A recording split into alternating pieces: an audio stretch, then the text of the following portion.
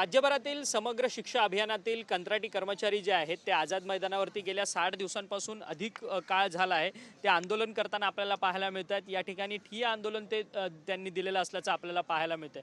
या सर्व समग्र शिक्षा अभियानातल्या कंत्राटी कर्मचाऱ्यांची मागणी आहे की सरकारने आम्हाला राज्य शासनाच्या सेवेत जे आहे ते सामावून घेतलं पाहिजे अशी या सर्व कर्मचाऱ्यांची मागणी असल्याचं आपल्याला पाहायला मिळतंय। आणि याच मागणीकरता गेल्या 60 दिवसांहून अधिक काळ जो आहे तो हा कर्मचारी या आझाद मैदानावरती आपल्या हक्कांच्या मागण्यांकरता झगडताना पाहायला मिळतोय। विशेषतः महिलांचा देखील या सगळ्या आंदोलनामध्ये मोठ्या प्रमाणात सहभाग जो आहे तो आपल्याला पाहायला मिळतोय। अशाच काही महिला आहेत, कंत्राटी कर्मचारी आहेत समग्र शिक्षा अभियानात, ज्यांनी आपलं गेल्या अनेक वर्षांपासूनचं योगदान दिलेलं आहे। आपण त्यांना विचारूया, तुमचं नाव काय, तुम्ही किती दिवसांपासून या ठिकाणी आलेला आहात आणि कोणत्या ठिकाणाहून आला, गाव कोणतं तुमचं?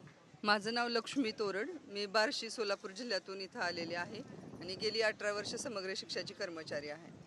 परंतु समग्र शिक्षा अभियानामध्ये तुम्ही गेली 18 वर्ष तुम्ही कार्यरत आहात। सातत्यानं तुम्ही मागणी करताय राज्य शासनाकडे की आम्हाला शासकीय सेवेत सामावून घ्यावं म्हणून, तर प्रतिसाद आहे का शासनाचा पॉझिटिव्ह या सगळ्या संदर्भात? आत्तापर्यंत नव्हता, पण आत्ता आमची फाईल पुटअप झाली, CS साहेबांच्या टेबलला आहे आणि काल जे आम्ही कारण त्या फाईलवर काहीच प्रक्रिया होत नव्हती किंवा पुढे जात नव्हती, म्हणून महिलांनी मुंडन करण्याचा निर्णय घेतला होता आणि काल मग रात्री पत्र निघाले की आमची 14 तारखेला बैठक लावलेली आहे। शासनाने आमची दखल घेतली, त्याबद्दल शासनाचे आभार मानतो, पण ही 14 तारखेची मीटिंग शेवटची व्हावी आणि आम्हाला तात्काळ कायम करावी एवढी विनंती ही आहे शासनापुढे। तर पण तुम्हाला 14 तारखेच्या मीटिंगवरती तुम्हाला विश्वास आहे का आणि तुम्हाला त्याच्यामध्ये न्याय मिळेल असा विश्वास वाटतोय का? कारण की गेल्या तुम्ही बोलताय स्वतः तुम्ही 18 वर्षांपासून काम करतायत, 18 वर्षांपासूनचा हा लढा आहे सगळा, तो लढा 14 तारखेला यशस्वी होईल हा विश्वास आहे? विश्वास ठेवावा लागेल आता, कारण संघर्ष एवढा झाला आहे आमचा। 2 महिने झाला आम्ही सगळ्या महिला आणि आमचे बांधव पण इथं आहोत। मग एवढे 2 महिने लोकशाहीमध्ये इथं बसून जर काम होत नसेल तर हे होत, पण आता पत्र काढले, दखल घेतली, विश्वास ठेवूनच आम्ही 14 तारखेची वाट बघतोय। आम्हाला विश्वास वाटतोय की आमच्या सगळ्यांच्या मेहनतीचं फळ आम्हाला मिळणार आहे। 14 तारखेची मीटिंग यशस्वी होणार आहे आणि आम्ही कायम होणार आहे शासन सेवेत।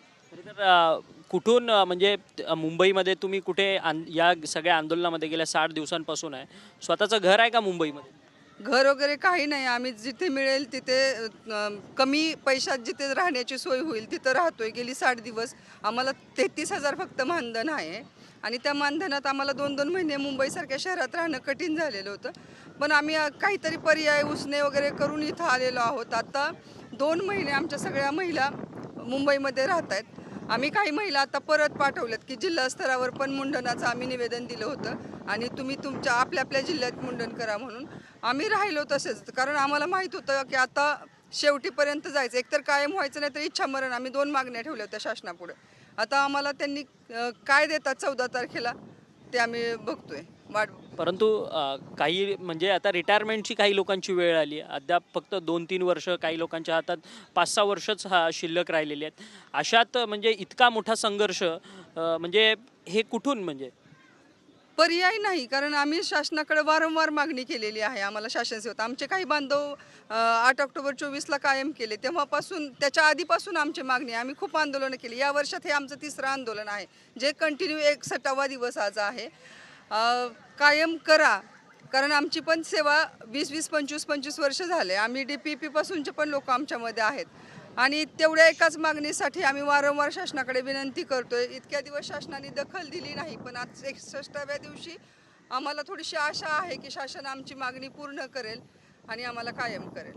परंतु शिक्षण मंत्री दादा भुसे जे आहेत त्यांच्याकडे तुम्ही या सगळ्या गोष्टींच्या संदर्भात वारंवार भेटलेलात का? त्यांचा काय प्रतिसाद होता या सगळ्या संदर्भात? आम्ही बऱ्याच वेळा भुसे साहेबांना भेटलो, पण बऱ्याच वेळा त्यांनी की हा सगळा निर्णय CM साहेब घेणार आहेत म्हणून सांगितले आणि त्या संदर्भातली बैठक लावण्याच्या संदर्भात आम्ही गेले 1 महिनाभर प्रयत्न करतो, पण ती बैठकच लागत नव्हती। 30 तारखेला लागली, परत पोस्टपोन झाली, परत 7 तारखेला लागली होती, परत पोस्टपोन झाली, पण आता 14 तारखेच्या बैठकीचं लेखी पत्र काढल्यामुळे आम्हाला विश्वास आहे की ती बैठक होईल। खरं तर गेल्या अनेक दिवसांपासून या ठिकाणी आंदोलन सुरू आहे। आंदोलन कसं सुरू आहे, कशा पद्धतीने ह्या सगळ्यांचं मॅनेजमेंट आहे? कारण की 60 दिवस मैदानात आंदोलन चालू ठेवणं एवढ्या रखरखत्या उन्हात हे काही फारसं शक्य नाही, कारण की या संपूर्ण आझाद मैदानामध्ये समग्र शिक्षा अभियानातल्या कंत्राटी कर्मचाऱ्यांचंच आंदोलन या ठिकाणी टिकून आहे। या ठिकाणी आपल्या लक्षात येईल की आज 60वा दिवस आहे. आपणच आता म्हटले की हे आंदोलन किती म्हणजे 60 दिवस पूर्ण झालेले आहेत आणि 61वा दिवस चालू आहे. याची तीव्रता आजही जेवढी पहिल्या दिवशी होती तेवढीच आहे. त्यामुळे आपलं या प्रश्नाचं गांभीर्य आपल्या लक्षात येत असेल. कारण का की आत्ताच आपण सांगितले काय आमच्या बंधूंच्या महिलांच्या सेवा भगिनींच्या सेवा 1 महिन्यावर आलेल्या आहेत, काही दिवसाच्या 15 दिवसावर आलेल्या आहेत. 31 मार्चला आमचे 25 लोक रिटायर झाले, शासनाचा एकही पैसा घेतलेला नाही. आणि कुणाची सेवा 15 दिवसावर आणि 20 दिवसावर आलेली असेल तर त्याच्या कुटुंबाचे काय आलं असेल, त्याची मानसिकता काय असेल, या भावनेतून हे चाललेलं हे आंदोलन आहे. नाहीतर एखादं आपण आंदोलन बघतो हे अगदी पोटतिडकीनं, कारण हे अस्मितेचा प्रश्न आहे. कंत्राटी तर आहेच, पण आम्हाला अपमानित जीवन जे जगावं लागतंय तालुका लेवलला. या ठिकाणी आम्ही शिक्षकाला प्रशिक्षण देतो, जे 12वीला शिकवतात, ज्यांना 1.5 लाख रुपये पगार आहे, अशा लोकांचं आम्ही प्रतिनिधित्व करतो. आणि ते अगदी 4 व्हीलरमध्ये येतात आणि आम्ही आमचे कंत्राटी लोक त्यांना प्रशिक्षण देण्यासाठी म्हणजे एका गाडीवर 3 जण बसून पेट्रोल वाचवण्यासाठी, पैसे वाचवण्यासाठी जातात. म्हणजे आमची अवहेलना किती, म्हणजे अपमान किती. आणि झूट काय, झूट से आझादी, हे सगळं आमचं हे अधिकारी आहोत, आम्ही अधिकारी आहोत, ऑफिसमध्ये जायचं, आमची अवहेलना, हे कंत्राटी आहेत तेवढ्यापुरतं आम्हाला इज्जत द्यायची आणि पुन्हा आमची टिंगळ करायची, हे आयुष्यभर. आणि सेटलमेंट होण्याचं एक वय असतं ना, कुटुंबाला सेटल करण्याचं एक ठराविक वय असतं, 25 ते 50. आणि 25 ते 50 वर्ष आमची, म्हणजे हे 20-25 वर्ष शासनाने आम्हाला फसवलं.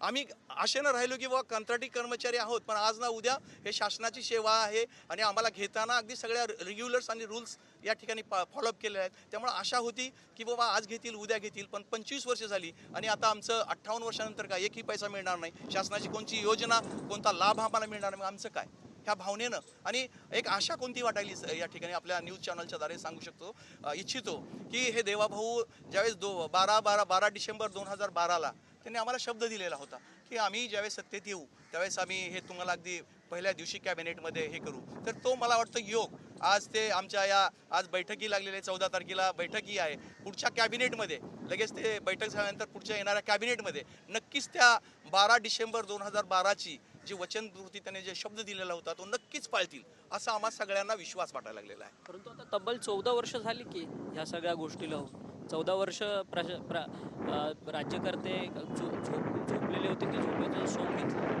नाही, याबद्दल आम्ही प्रयत्न केले. म्हणजे आम्ही असं नाही, आम्ही वेळोवेळी आंदोलनं केली, वेळोवेळी आमच्या मागण्या मान्य करण्याच्या दृष्टीनं प्रयत्न केले, पण शेवटपर्यंत आम्हाला यश आलं नाही. पण आम्ही आमची जिद्द, आमची चिकाटी, आमचा आत्मविश्वास आम्ही म्हणजे सोडला नाही. आणखी आम्हाला आत्मविश्वास आहे. जर यांनी आणखी जर समजा यानंतरही समजा बैठक झाली आणि येणाऱ्या कॅबिनेटमध्ये जर निर्णय नाही घेतला तरी आम्ही हे आझाद मैदान मात्र सोडणार नाहीत, हे सगळ्यांनी आम्ही ठरवलेलं आहे. तर आझाद मैदान सोडणार नाही असा विश्वास यांनी दर्शवला. पण तुम्हाला सरकारवर विश्वास वाटतो का? 60 दिवस झाले, 61वा दिवस आहे आज, सातत्यानं तुम्ही आंदोलनं करतायत. इथं चर्चेसाठी कोणी आलेलं का इकडं तुम्हाला वचन द्यायला इथं तुमच्या आंदोलनाच्या ठिकाणी?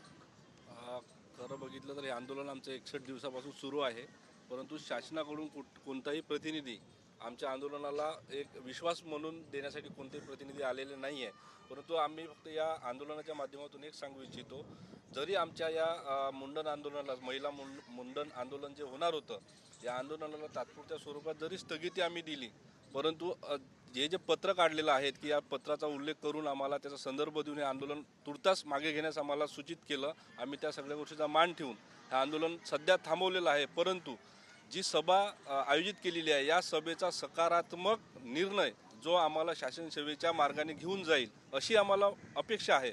जर ते होत नसेल, नुसतं सभा लावून म्हणजे सभा लावली आणि तुम्ही माघार घ्या असं आम्ही हार मानणार नाही. आमची मुख्य मागणी ही आहे की जी सभा लावलेली आहे त्या सभेमधून जो सकारात्मक आम्हाला तो निर्णय पाहिजे आहे आणि तो शासनाकडे त्या दरबारी जाईल, कायमच्या दरबारी जाईल, असा सकारात्मक निर्णय त्या सभेतून निघावं ही आमची शासनाला या सभेच्या माध्यमातून, या आंदोलनाच्या माध्यमातून प्रमुख मागणी आहे. परंतु निघाला नाही तर काय पुढचं पाऊल असणार? आता तर 60 दिवस झालेले आहेत.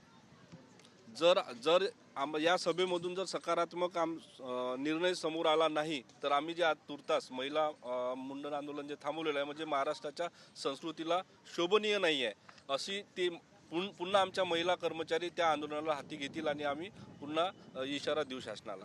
तर धन्यवाद तुम्हा सगळ्यांचे. खरं तर गेल्या अनेक दिवसांपासून हे सर्व समग्र शिक्षा अभियानातले कंत्राटी कर्मचारी आंदोलन करताना पाहायला मिळतात आहेत.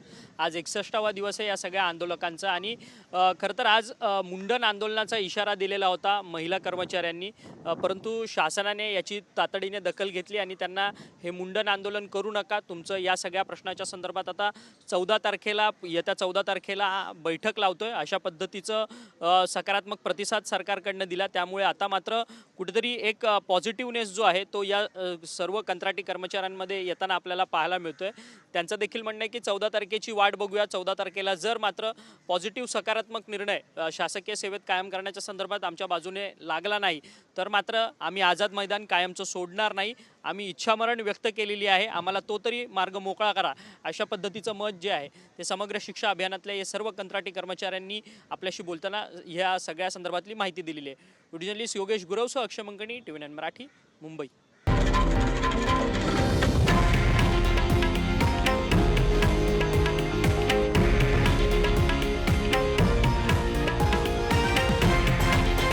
हे आहे देशातील नंबर 1 न्यूज नेटवर्क आणि आपण पाहत आहात TV9 मराठी, एकमेव.